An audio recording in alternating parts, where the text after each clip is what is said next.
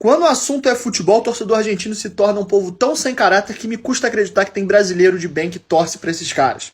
Essa nota aqui que o jornal Olé publicou é uma das coisas mais vergonhosas que eu já vi na minha vida. Não só vergonhosas, como sem caráter também. Porque a história é o seguinte, você já deve saber que em todos os confrontos que tivemos pela Libertadores e pela Copa Sul-Americana, os torcedores brasileiros sofreram racismo de torcedores argentinos independentes do clube.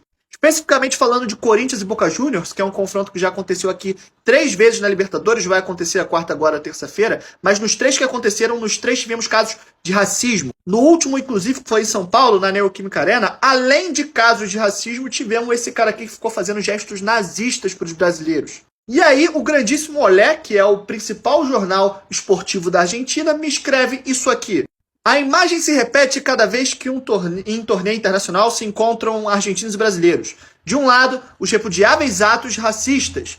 De outro, os também repudiáveis gestos discriminatórios pela desvalorização do poder de compra da nossa moeda. Eles estão falando isso porque enquanto os argentinos eram nazistas e racistas, e coloco isso em negrito, um torcedor do Corinthians, de brincadeira, pegou uma nota ali de 10, 20 reais e rasgou na frente deles e falando, nossa moeda é maior que a de vocês e tudo mais. E segundo o jornal Olé, repito, o maior jornal esportivo da Argentina, atos racistas e atos nazistas são comparáveis e estão na mesma prateleira moral e a gente tem que repudiar da mesma forma que um corintiano rasgando e falando, haha, minha moeda é maior que a sua. Cara, quando tu lê uma parada dessa, tu vê quanto a moral deles, a questão ética e moral deles é deturpada. Esses caras são completamente loucos. E detalhe, nós estamos falando do Olé, do jornal que em 1996, quando a seleção argentina se classificou e foi enfrentar a seleção nigeriana, a capa do jornal foi essa aqui, ó. Que venham os macacos.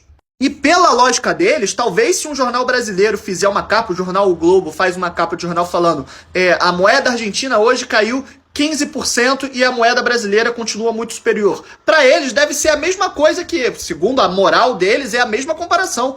Por isso, cara, que eu fico pé da vida com meia dúzia de brasileiro que vê isso aqui e acha maneiro. E acha que esses caras merecem a nossa torcida, merecem a nossa bajulação. Enfim, rapaziada, me segue aqui que tem conteúdo de futebol todos os dias, a não ser que você seja torcedor da Argentina. Se for, vai, tchau. Valeu, um abraço, tchau.